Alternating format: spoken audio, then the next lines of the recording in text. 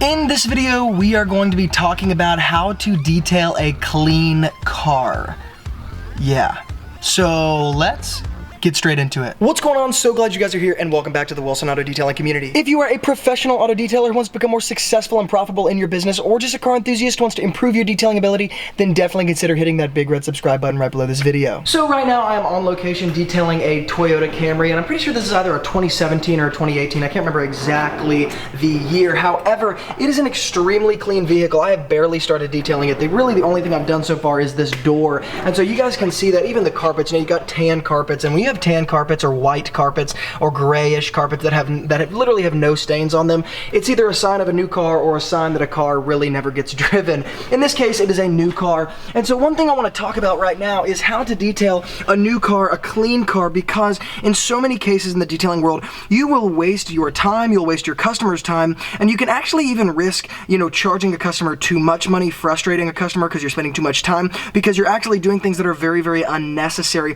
So I just want to go over a few things to hit some pointers for you guys who are starting in the detailing world. So let's just start here with the dashboard and the navigation screen and the buttons and all this sort of stuff. One thing in the detailing world, and of course if you're a detailer, you're looking at the details. And so one thing that a detailer who has some experience will know is that you're not only cleaning kind of the surface part of these buttons, but you're cleaning in between the creases of these buttons, the dust that collects in between here in the corners of the nav screen. But with new cars, not only are the top of these buttons, the surface of these buttons not dirty, but in between these creases, there's not a lot of dust, there's not a lot of dirt. And so I just kind of want to make a little overwhelming point in that, yes, I have my Meguiar's APC here with me. Yes, I even have my steamer right next to me. Am I going to take my steamer to this? Absolutely not. Am I even going to take my Meguiar's all-purpose cleaner? Well, yes, in this case, I am going to, but I want to show you guys something. Even if I just took my makeup brush and I dusted everything off just like this, and then I took my microfiber towel that just has, kind of some all-purpose cleaner residue on it. It's not soaked, it's still very dry, just has a little bit of all-purpose cleaner on it from doing the door, and I just lightly wipe the buttons, I lightly wipe the nav screen, and yes, I am going to go over the navigation screen with a quick detailer at the end so there's no streaks or anything like that, and I just very quickly wipe this up.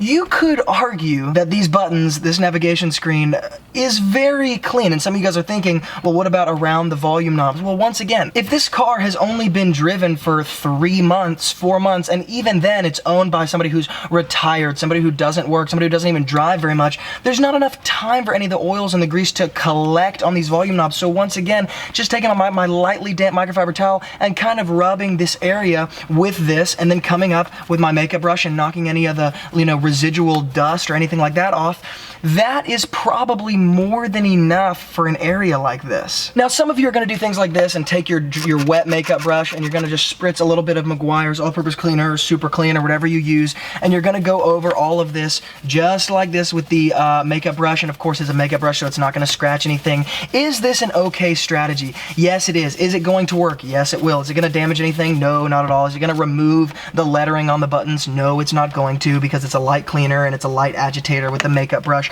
But is it, my point is it necessary to do this? Do you need to wet your makeup brush? Do you need to cover all of this in all-purpose cleaner and then clean it? Well, if it makes you feel better, then yeah, that's probably what you're gonna do. Because yes, there is a level of just feeling like things are clean once they're kind of all-purpose cleanered or they're super cleaned or whatever. But once again, I could risk wasting time doing this and then wasting my customer's time and then possibly charging more money for something that doesn't even need this done. And so once again, I'm constantly thinking in the detailing world, how do I improve my results, get great results with little time, little effort, and not stealing my customer's wallet, keeping it within a reasonable range so that they want me back, so that they feel like they got more than what they even paid for. They got a great job for less money than they thought it would cost. So no, I'm not trying to be cheap. No, I'm not trying to be inexpensive. Yes, you should charge a certain amount, but once again, great results, little time. Now let's move to a different area. So we've got the center kind of console area where we've got the cup holders, and once again, are there some crumbs? Is there some grease and grime? Did he probably put some coffee in here, maybe some Coke or something that he put in these cup holders? Well, I'm assuming so, but this dirt, even though it's there, it hasn't even had enough time to sit there and really stick. And so let me show you guys how I'm going to address this area, because once again, it doesn't need to be overthought. It doesn't need to take a ton ton of time, so check this out. So you guys are getting a bit of a leg shot here, but ignore the leg. Now, what I'm gonna do is actually pull this rubber kind of flooring or rubber lining out of this little compartment because it's gonna make it much easier to clean. And yes, there's some crumbs that fell down in here. Now, with Toyotas, the center part of the cup holder does pull out, and then they don't have any floor lining, or I call it floor lining. They don't have any cup holder lining in here. Now, what I'm gonna do is actually very simple. I'm gonna take my microfiber towel, number one, and just pull out these crumbs because I don't wanna wash these in my all-purpose cleaner, all right? Pull out the majority of that stuff. And actually, just so you guys know, literally this looks perfect just with what I did, but I'm gonna overcompensate just because, and I'm gonna spritz some all-purpose cleaner in here, and then I'm gonna do the same thing with the cup holders, and all I'm going to do is take my wet makeup brush. So once again, this is not like a serious agitation. This is not, you know, a nylon bristle brush that's gonna scrub at any high degree, and the point that I'm making is to get this stuff up, it takes very, very little effort. If a makeup brush can do it, then you know it's really not stuck on there. It's not been there for very long. Now, I'm just gonna mop up with my microfiber towel. I'm not gonna do this to perfection because I want this video to be a little bit shorter, and I'm gonna leave a little bit of all-purpose cleaner in there as I'm doing this, but just want you guys to see how quickly this can be done. So check this out. So yes, you can see a little bit of the liquid around in the creases of the cup holders, but once again, these cup holders are perfected. There's no crumbs left, there's no dirt, grease, grime left right here. Perfected. Now yes, we do still have to clean this little rubber lining, but once again, perfected. Took me very, very little time.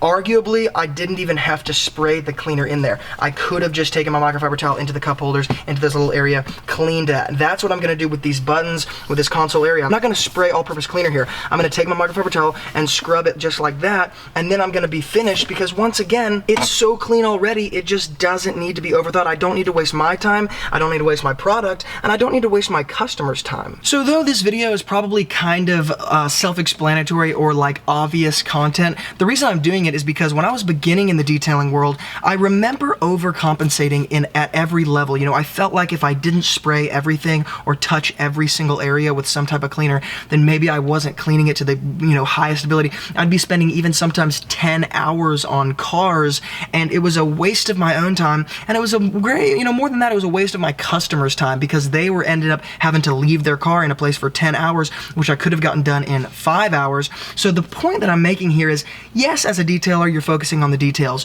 Yes, you're getting in areas that nobody else is going to, but at the same time, there is a level of saving your own time, saving your own energy, and saving your customers' time and money in not overdoing it with areas that don't need to be overdone. So the inside of this car is so clean, the carpets are so clean, I'm not gonna take my steamer to the carpets. There's no point. It's not gonna give me any better results than me just spraying the cleaner and mopping it up with a microfiber towel. I'm not gonna take my steamer to the door panels. There's no point. There's not enough buildup on there. I can do it much quicker, and a lot of times in the detailing world, we think, okay, with nicer products, with nicer tools, bigger, more expensive tools, we're gonna save time and money, and if you're not careful, buying a $1,000 steamer, a $1,000 extractor, you might actually waste time because you're doing things that don't need to be done, and you're ending up having to heat a steamer up, you're ending up having to pull an extractor out with something that could be done with much, much simpler means. So guys, that was just some quick advice here from Luke at Wilson Auto Detailing. If you like this video and you guys can kind of resonate with what I'm saying, definitely hit the thumbs up button.